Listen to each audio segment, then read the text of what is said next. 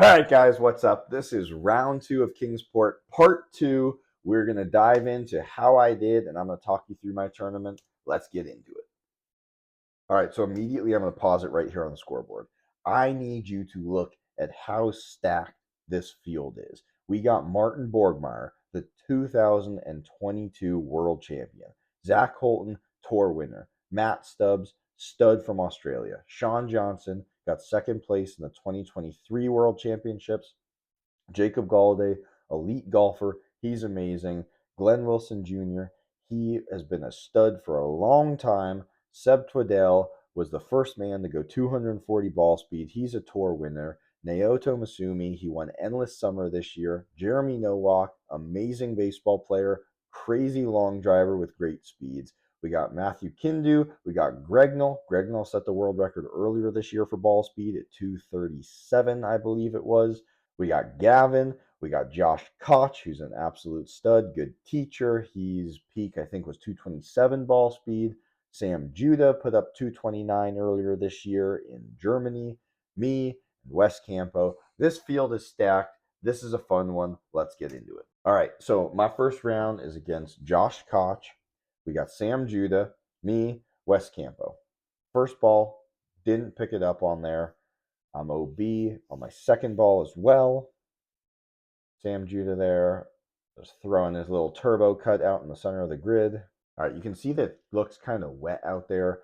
We're dealing with some rain in Kingsport. It wasn't raining at this point, but everything was kind of wet. It was dewy. It was kind of uncomfortable, but it wasn't too bad.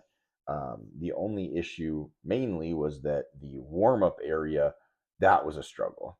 There's a good little cut by Sam Judah that might hang on the right side. 210 ball speed. That's a smoothie for him. He's just putting one in play.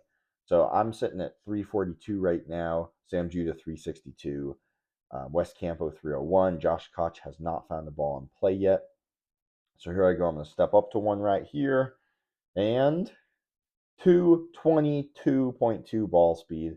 That is the same ball speed I hit a nuke with on the sixth ball of my final set the day before in round one.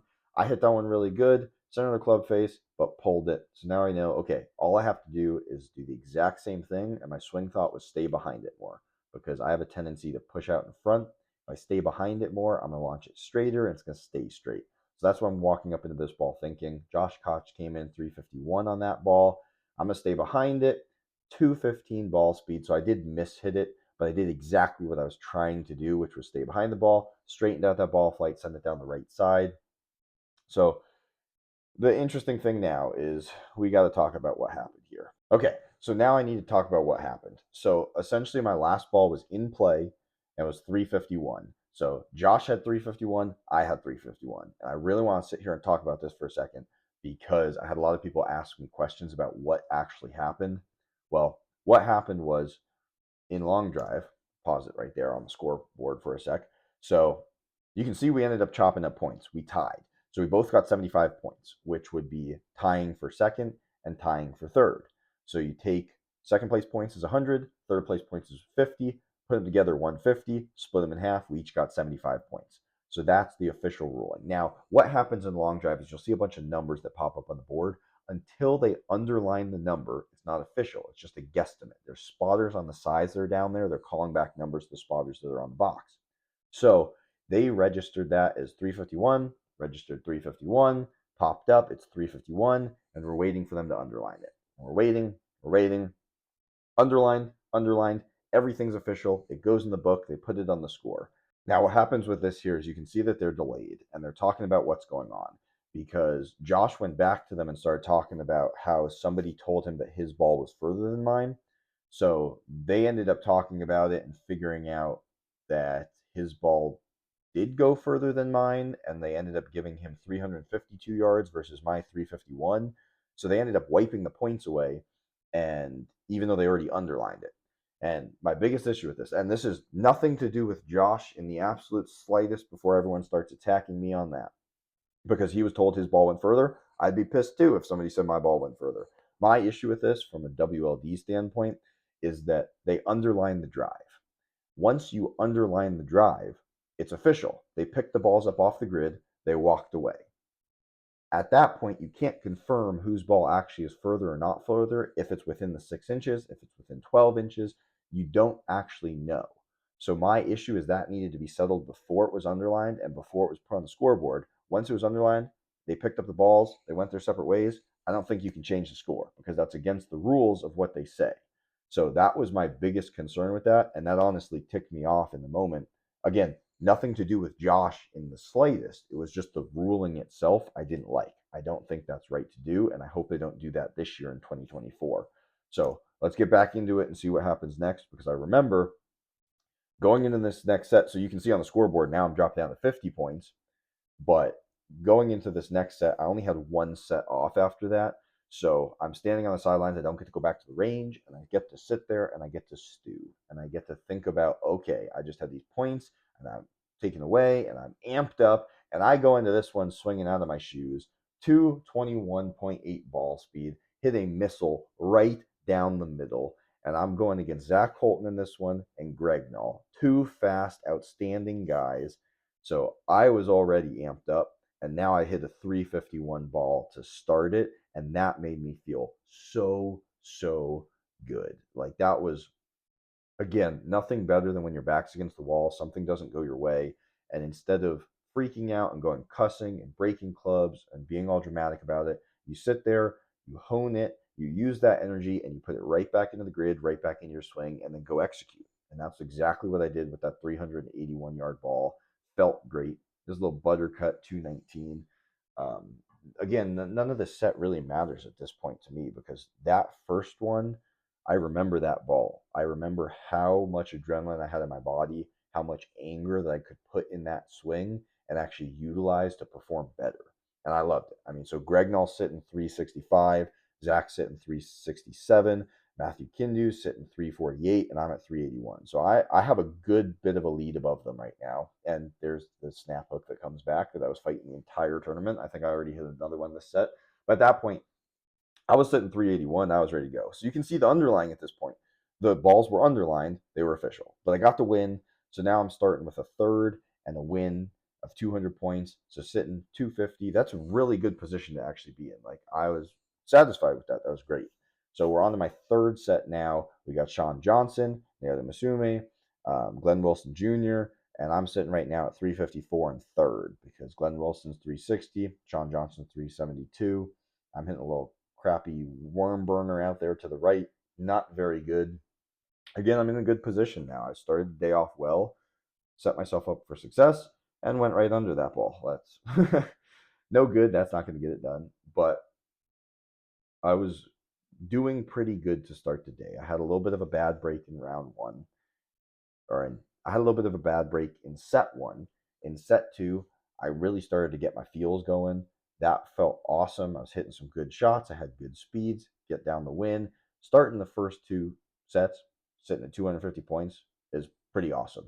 So there's 220.9 out of bounds to the right. That was my last ball. So I ended up 354. The one that they didn't see was really short because I popped it up. All right, not so bad. So I'm sitting pretty decent. I got 300 points. I got a third at 50.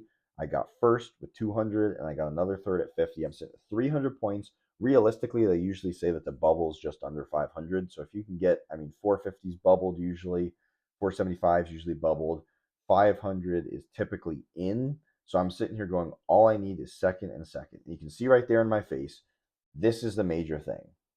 I stopped hitting the ball good for some reason, and I was not feeling my swing. I didn't feel comfortable. I even stepped away. I was shaking my head, went back up into it. 205 ball speed. That's not a good strike. That's not a good hit. I'm in close to the grid. I don't know what was going on in my head mentally this set. And I know I just need a second place and a second place to advance. So I don't even need to win this set. I didn't see that ball at all. You can see me shrug it off. So 217 out to the right. Still just, I'm going against Martin. I'm going against Seb. I'm going against Gavin. Like, these are hard competitors. And I think this is the point where I realized how close I was to actually advancing into the Sweet 16. And I'm starting to get nervous at this point. I really need to hone my adrenaline, hit balls in play, hit quality shots. And I wasn't doing that, which is not good. I know for a fact, so this is the first televised event in 2023. The Sweet 16 goes to match play. I really, really wanted to get to the match play because I know anything can happen in match play. And that's an opportunity to get on TV. So all these things are running through my head, running through my head, running through my head, and they end up going OB. The absolute worst thing that could possibly happen. You can even see Martin went OB this set. Seb knocks it down to 360.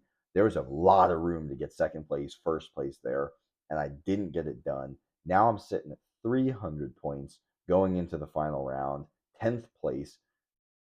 That's really bad. That cost me a lot. And I know that going now into the fifth set, which is a hard set again, just like they all are. We got Jacob Galladay, we have Jeremy Nowak, and we have Matt Stubbs. All of us at this point are we need to win to advance. So whoever's winning, they're advancing. They're going through basically. So this is every single man is fighting for their lives on this tee box, and Jeremy smokes one right off the bat. 369. He hit a great ball. I'm back to pulling it left. 219.5. The struggle was real at this point. As 210, another hook. There's another one, 210. Like, listen, I was struggling. Jacob Galladay, 359. Jeremy Nowak, like I said, 369. Matt's on the board at 349. I'm the only one not on the board at this point. My back is against the wall big time. I have 2 balls left. They're cruising right now, trying to battle it out, and I'm sitting on the sidelines watching them basically.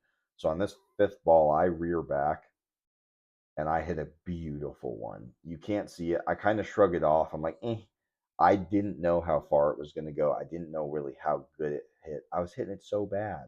But the caller got back to me and told me how far it was. And I said, really? Like, seriously? 372? Like, I'm in the lead now? Look at this. You sure? Positive? Yeah. It's like, all right, great. Let's go swing as hard as I can on this one. So I took the lead there on the 6th ball. I absolutely smoked one. It was like 220 something ball speed, straight down the middle again. So we'll see what numbers come back here. Everybody's waiting on their last ball. We got Matt Stubbs locking in 349. Jeremy and I are right neck and neck. Jacob Galladay, I think, hit a good one on his last ball too, if I'm not mistaken. So my last ball, 366. Jeremy's 360. I'm going to take down this set on the very, very almost end again. Back-to-back days. Round 1 got done the 6th ball in the 5th set. This, I got done the 5th ball in the 6th set. Crazy outcome. Again, facing adversity, I push through, make it happen, and advance to the Sweet 16. Guys, thank you so much for watching this video. If you like all these, let me know if you want me to do any more reviews on performances that I've had. We're about to get to part 3, where I go head-to-head with Kyle Berkshire for a chance to be on television. Stay tuned, and we'll see you there.